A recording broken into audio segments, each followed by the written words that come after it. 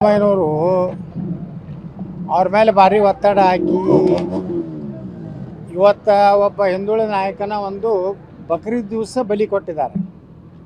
ಇದು ಭಾಳ ದೊಡ್ಡ ಕಾಂಗ್ರೆಸ್ಸಿಗೆ ಮುಂದಿನ ದಿವಸಗಳಲ್ಲಿ ಸಿದ್ದರಾಮಯ್ಯನವರ ಇವತ್ತೇನು ಬಕ್ರೀದ್ ದಿವಸನೇ ಅವರ ಬಲಿ ತೊಗೊಂಡಿದ್ದು ಮುಂದಿನ 28 ಚುನಾವಣೆ ಕಾಂಗ್ರೆಸ್ಸು ಎಲ್ಲ ಹಿಂದುಳಿದ ದಲಿತ ಏನು ವರ್ಗಗಳದಾವ ಅವ್ರು ಕೂಡಿ ಕಾಂಗ್ರೆಸ್ಸನ್ನು ಬಲಿ ತೊಗೋತಾರೆ.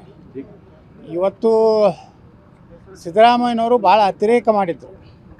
ಈ ಮುಸ್ಲಿಂ ತುಷ್ಟೀಕರಣ ಅನ್ನೋಂಥದ್ದು ಅತಿ ಆಯ್ತು. ಮಮತಾ ಬ್ಯಾನರ್ಜಿ ಬಿಟ್ಟರೆ ಈ ದೇಶದಲ್ಲಿ ಸಿದ್ದರಾಮಯ್ಯ ಅತಿಯಾಗಿ ಇವತ್ತು ಮುಸ್ಲಿಮರನ್ನ ತುಷ್ಟೀಕರಣ ಮಾಡೋದು, ಹಿಂದುಳಿದವ್ರನ್ನೂ ನೋಡಲಿಲ್ಲ, ದಲಿತರನ್ನೂ ನೋಡಲಿಲ್ಲ ಮತ್ತು ದ್ವೇಷದ ರಾಜಕಾರಣ ಮಾಡಿದ್ರು. ಈ ಅವಧಿಯಲ್ಲಿ ನಾವೆಲ್ಲ ವಿಧಾನಸಭೆಯಲ್ಲಿ ಹೇಳಿದ್ದೆ, ಮೊದಲಿನ ಸಿದ್ದರಾಮಯ್ಯ ನೀವು ಇಲ್ಲ ಅಂಥೇಳಿ.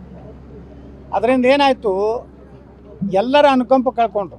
ಇವತ್ತು ನೋಡ್ರಿ, ಒಬ್ಬ ಮುಸ್ಲಿಮರೇ ಒಂದು ಸಂಘಟನೆದವರೇ ಅವರ ಮುಖ್ಯಮಂತ್ರಿ ಹುದ್ದೆ ಅಂತ ಖಾಲಿ ಮಾಡಿಸಿದ್ದಕ್ಕೆ ಒಬ್ಬರ ಪ್ರತಿಭಟನೆ ಮಾಡ್ಯಾರ. ಒಬ್ಬ ಮೌಲ್ವಿ ಇವತ್ತೇನಾರೇ ಇದು ಕಾಂಗ್ರೆಸ್ ಮಾಡಿದ ತಪ್ಪಂತ ಹೇಳ್ಯಾರ. ಅಂದರೆ ಸಿದ್ದರಾಮಯ್ಯ ಅವರು ಪೂರ್ತಿ ಮುಸ್ಲಿಮರಿಗಾಗಿ ಕಾರ್ಯಕ್ರಮ ಮಾಡೇ ಮಾಡಿದ್ರು. ಕೊನೆಗೆ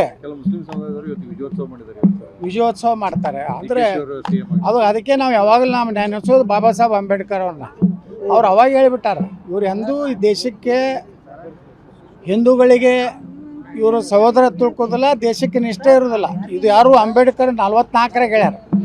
ಇವತ್ತು ಸಿದ್ದರಾಮಯ್ಯನವ್ರು ನೋಡಿದ್ರೆ ಆ ಅಂಬೇಡ್ಕರ್ ಅವ್ರು ಹೇಳಿದ ಸತ್ಯ ಆಯಿತು. ಇವತ್ತು ಎಲ್ಲಿಯೂ ಮುಸ್ಲಿಮರು ಒಂದು ಕಡೆಯೂ ಪ್ರತಿಭಟನೆ ಮಾಡಲಿಲ್ಲ. ಸಿದ್ದರಾಮಯ್ಯನವ್ರು ಇಷ್ಟೆಲ್ಲ ನಮ್ಮ ಸಮುದಾಯಕ್ಕೆ ಇವತ್ತು ನೋಡಿ ಇಡೀ ಕರ್ನಾಟಕದಾಗ ಅವರೇ ಅತಿ ಹೆಚ್ಚು ಮುಸ್ಲಿಮರು ಅದಾರ ಅಂತೇಳಿ ಪಾಪ ಕೊನೆಯ ದಿವಸನೂ ಅದೇ ಮಾಡಿದ್ರು ರಾಜಕಾರಣ.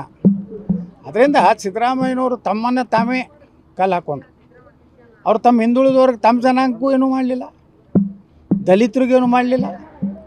ಎಷ್ಟೋ ದಲಿತ ಅಧಿಕಾರಿಗಳು ನಾನು ಹೇಳ್ತಿದ್ರು, IPS ಅಧಿಕಾರಿಗಳು ನಮ್ಮ ಸಮುದಾಯನೂ ತುಳಿತಾ ಇದ್ದಾರೆ, ಬರೀ ಸಾಬ್ರು ಅವರ ಕಚೇರಿಯಲ್ಲಿ ಅವರೇ.